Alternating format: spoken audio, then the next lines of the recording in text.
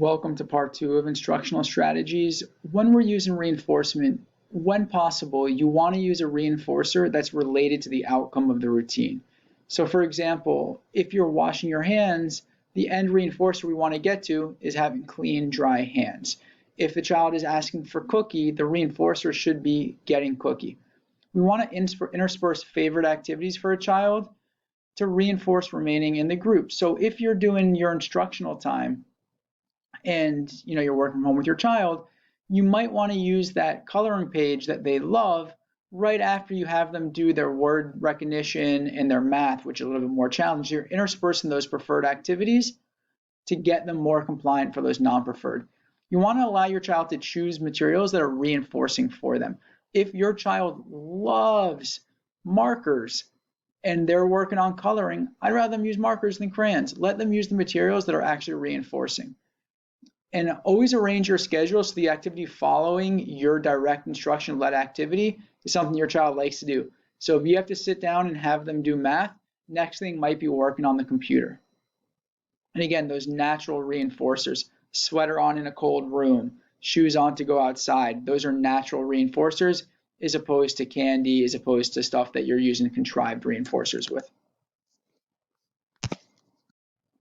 We want to fade those reinforcers over time. So initially, every time a child is learning a new skill, when they show it, they're going to get it on a 1-to-1 ratio. Good job, high five. Good job, high five. Good job, high five. Good job, high five. As they start to do it better, you're going to start to fade it out. Every third time they get the high five, every fifth time they get the high five. You want to fade that reinforcement and move to just using social praise.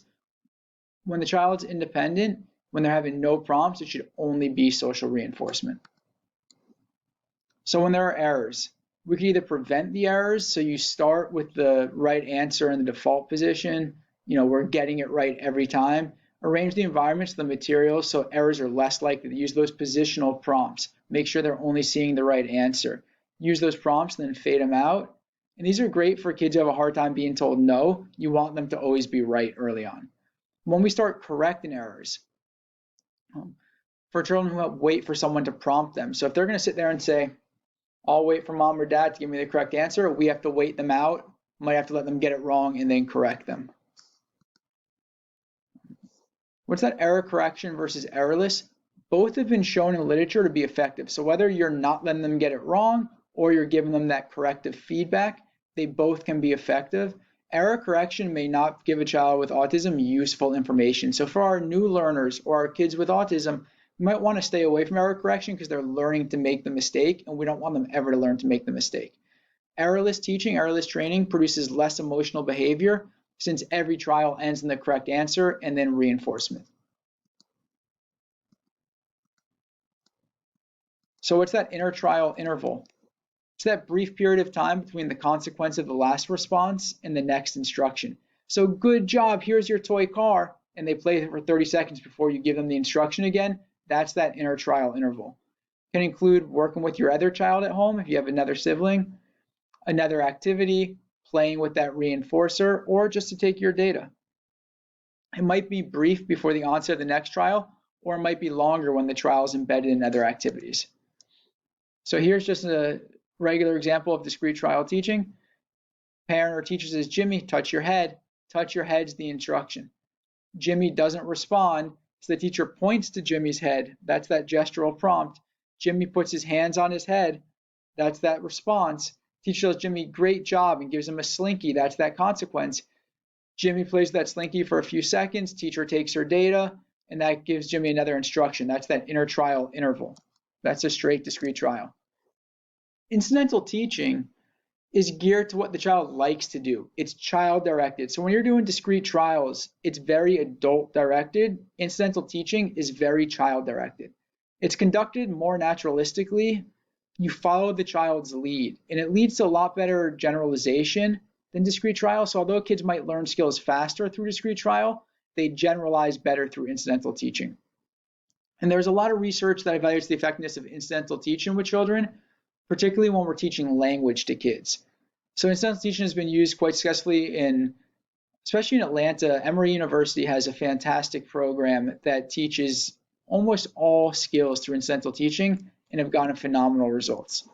So what are we going to do? We're going to set up the situation, then we're going to watch, approach, and wait. Then we're going to get the child's attention, encourage that desired response, and reinforce like crazy. So here's an example. The teacher puts one of Jimmy's favorite foods in a container that he can't open. That's setting up the situation. She shows it to him and waits for him to respond. That's that approach, wait. When he takes it and can't get it open, she puts her hand out to prompt him to give it to her and ask for help. That's that encouraging the response. When he hands it to her, she says help to model for him to open it, and she gives him the desired food. So the reinforcer is getting the food that the child is asking for help from.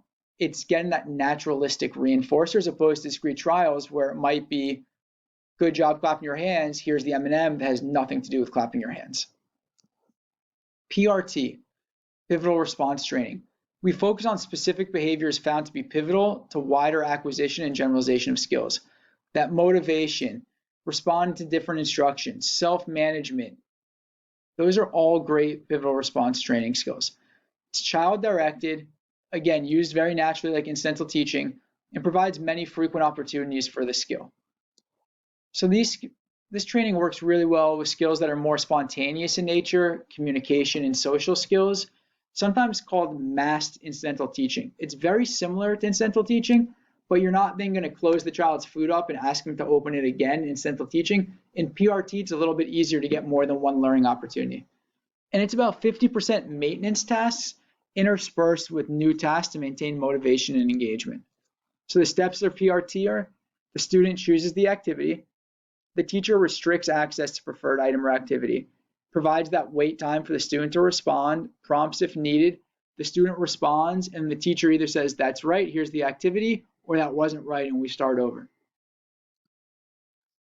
So the example could be a student reaches for a toy car on the track, student wants to spin the wheels. Teacher holding the car says, do this, and pushes the car. Student actually pushes the car. The consequence is the teacher lets the student hold the car and spin the wheels for a few seconds. So we know that we have clear instruction opportunities. They're uninterrupted. They're appropriate and related to the activity. They're based on the child choice, that toy car, the swing, whatever it is, and they're interspersed with more maintenance tasks. The reinforcements are contingent on doing the correct behavior and delivered very quickly. We do want to reinforce attempts at the right behavior, and they're related to the behavior and situation. Any response to the child's behavior must be contingent on the correct behavior. And that's in all of these instructional strategies. They only get the reinforcer for doing the expected behavior. You want it to be immediate. You want about 1 to 3 seconds is your window to reinforce a child. After that, we're not going to be effective with our reinforcement. We want the reinforcer to be appropriate to the context, depending on the response. The really awesome response, we're going to get a bigger reinforcer than the successive approximation where we're going to get a smaller reinforcer. For new reinforcement, new responses, reinforce every time.